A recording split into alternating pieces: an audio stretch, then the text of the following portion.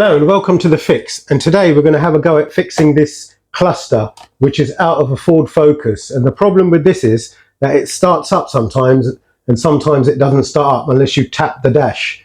And the reason for that is because the immobilizer, this is a part of the immobilizer in the car, and on this we get displayed all the fault codes in the screen there: engine management lights, gearbox faults, ABS faults, and we also get the red light flashing, the LED flashing for the immobilizer.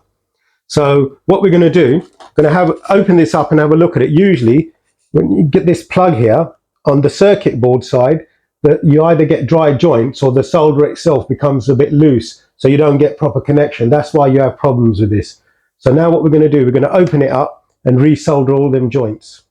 All right, first of all, I'm going to start off by undoing these clips. So if you just wedge a screwdriver underneath it, push that back a bit, do the same to that one.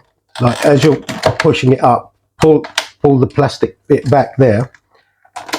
Do the same to this one, push it back, and then you turn it over, and there's one more clip here. Push that, and now we have released that. So put that to one side, and this is the actual clocks we got here. Now I'm going to give you a tip on what to do before we dismantle this. Okay, now what I'm going to do before I dismantle this, you see where all the needles are there. So what I'll do is I'll take a photo of it, so I know for future reference when I'm going to put them back what positions these needles are in. Right. This is an old trick of mine. What I'm going to do to take the needles off, I've got 2 teaspoons. I'm going to put a bit of tape on them here, so you don't actually scratch the board up or anything. So if I put tape on both of them.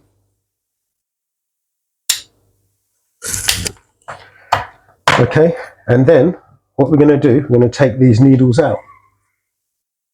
I'm going to wedge one under there, and pull up. That's the lid's just come off. And then to take this off, that's it. One needle out. Same with this one. You just wedge the spoons under there. That's the cover coming off, and then the needle, you could actually take it off. I find this is the easiest way of taking them out without damaging anything.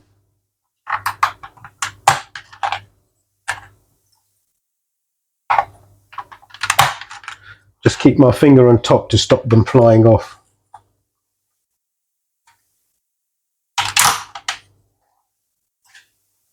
If you get a closer look, I'm just wedging it under there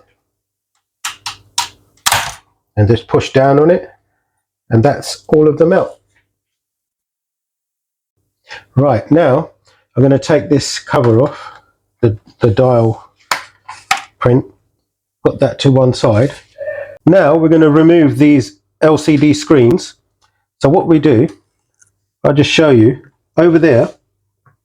This is just wedged in under this little clip there. So we push this down towards that way, and we just pull it up, and there's one screen out. And then you put this away carefully so you don't bend the pins.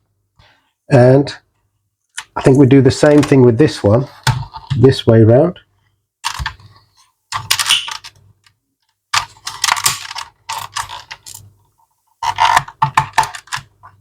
That's it. That one's out. See, all the pins are straight. And then you just put it down that way.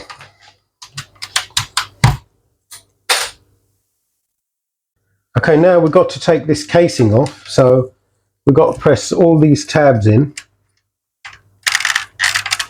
So if I do it this way, and then just push it backwards like that. That's pushing it away.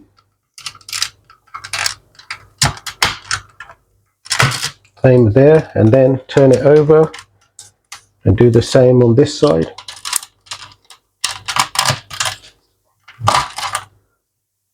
Oops, screwdriver bit got stuck in there.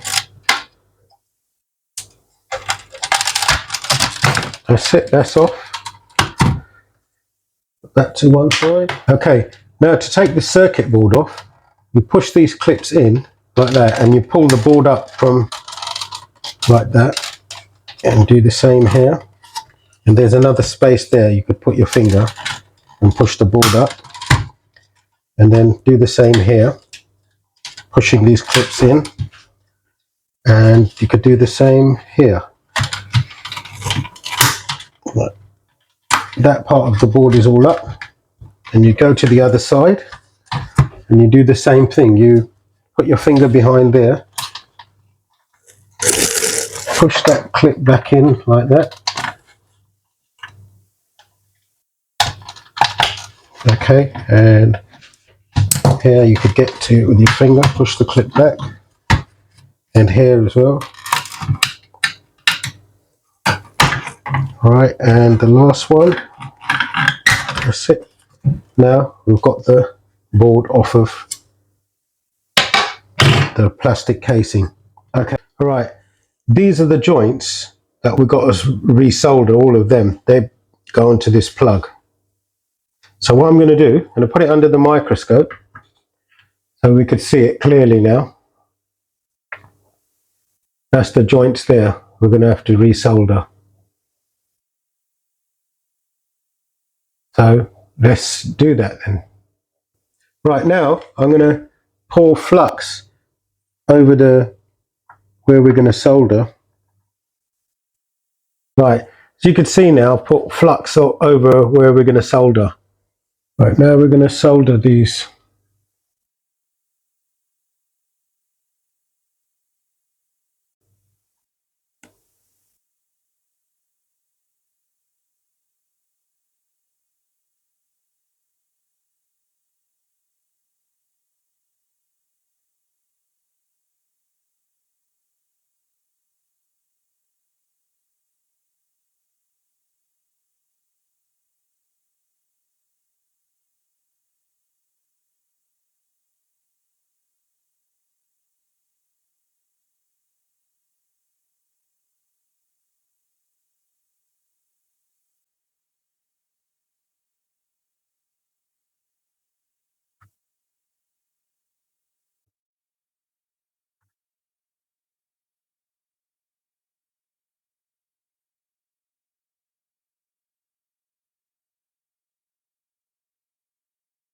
That's one side done.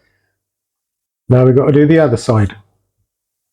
Okay, I'm going to do the other side. So if I just turn that around and I'll start off at the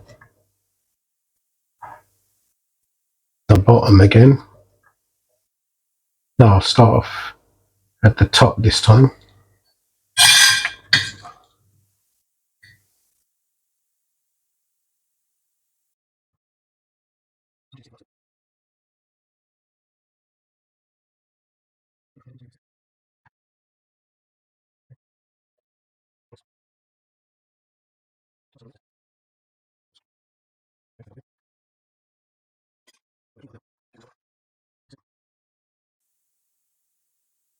Yep, they're all finished.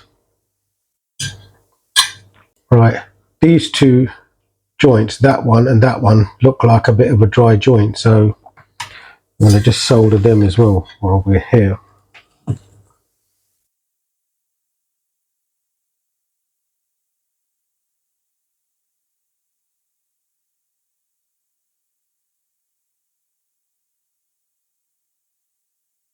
Okay, they're done now. Okay, that's finished now, the soldering. So let's give it a clean. Just going to clean it with some isopropyl alcohol. I've poured some in here already. So what I'm going to do is put it on a brush and give that a little brush up to clean all the flux off.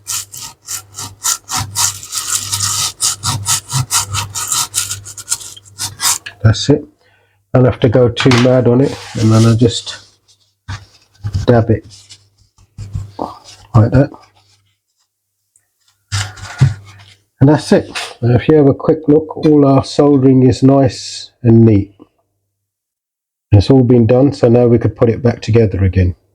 Right, now we're going to put all this back together again. So if I put this thing, the circuit board now goes in like that. These 4 pins, 1, 2, 3, 4, go in 1, 2, 3, 4. So if I just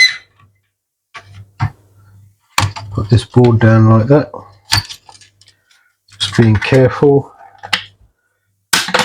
and then just press it in so it clips in there.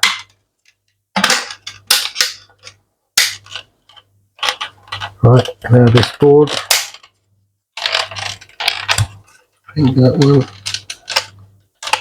yep, they're all clipped in, all of them. Then we turn it around, and we're going to put in these little LCD displays.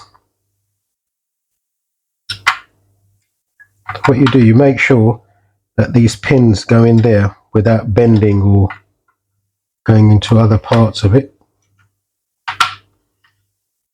That's good. And then you just slot it back, push it in and push it forward. So you can see that one's gone in. And now I'm going to put this one in. See the pins? Make sure they go in there without bending or anything. That's in the wrong position. Like that.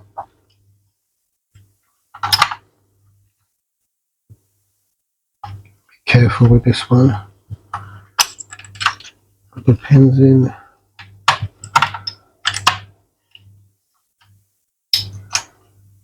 Just pull that one out again. So just slide it in there. Push that down and then slide it back and slide it forward again. Now that one's gone in, as you can see. It's ready. Turn it around. Give that a little wipe with isopropyl alcohol so there's no smudge marks or anything on it. Just get some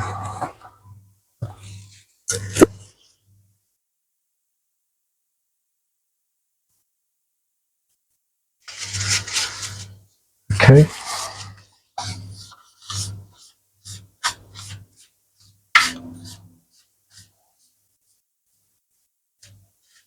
That's clean now. That'll just dry off in a second. And then we just put this back on. The Speedo print.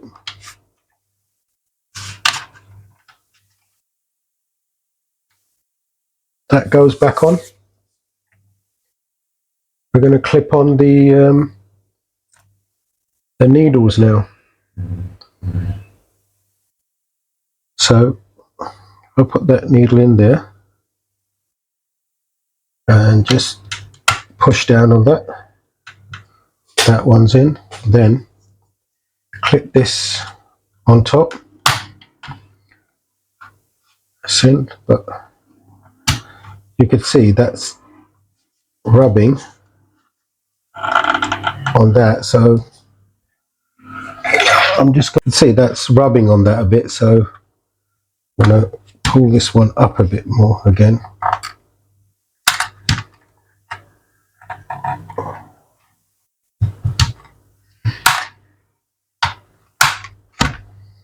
Okay, now I'll put this on there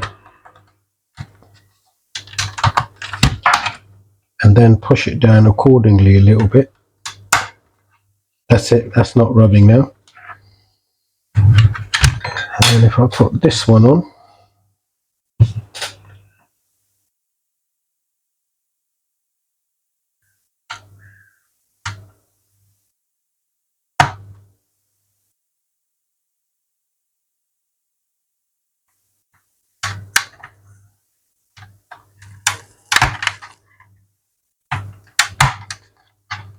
the way to get these on, I just discovered that if I put this on first,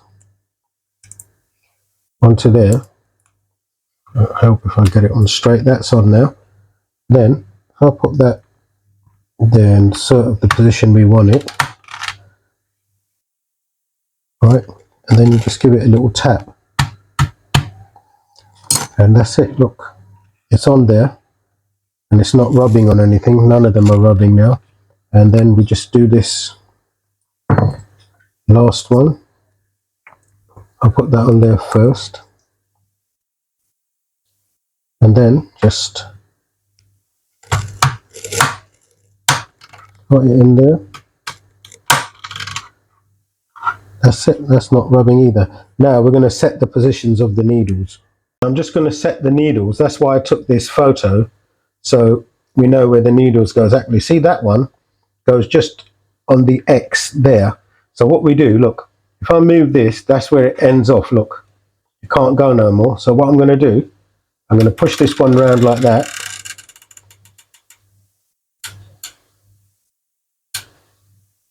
Bit more, yep. Right, now that's too much. So if I go around again and then just,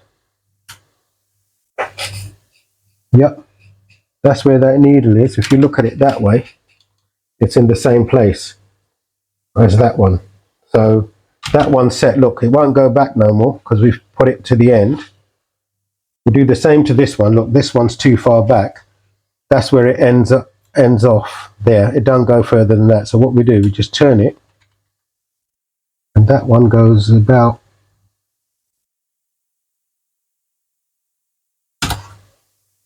now that's too much, so I have to go around again. That's it. See, that one's set now there with the line there, and remember, it'll go that way, and that's where it ends off. So that's when you set that one right. We do the same to this one. This one's ended here. Look, it stops there. So we just turn it, right? And if you can see that one, it's just on the line there as well. So that one's set now. Look, you have to force it to make it go back. So that's set in this right position. Now we've got this last one to do, which is the stop there. See, this ended off there, but we want it there, just in the middle of the M, just the M there. So if I turn this, that's it. Look at it. It's in the middle of the M. So all our needles are back in their positions. Look, and that's where they stop. So that bit is done now. Okay, now I'm just going to click the back in. Could have done this before we put the dials on as well, but I'll just do it now. Make sure you don't touch the dials or bend them or anything, just be careful. And click that all back into place. That side's done, that side's done, this side's done. Okay. Now make sure the needles are in the right place before you put on this cover. To do this, I've just got to clip that all back into place. See, all the clips are on there, and our cluster has been completed. Right, now that we've completed the repair of our focus cluster, hopefully I'm going to plug it back into the car and it'll all start up as it should and work as it should without displaying any fault codes. And if you enjoyed the video and you haven't already done, that is subscribe to the channel. Please subscribe to the channel and also click the bell icon so you could get all the future videos of the fix. And remember, don't jinx it, fix it.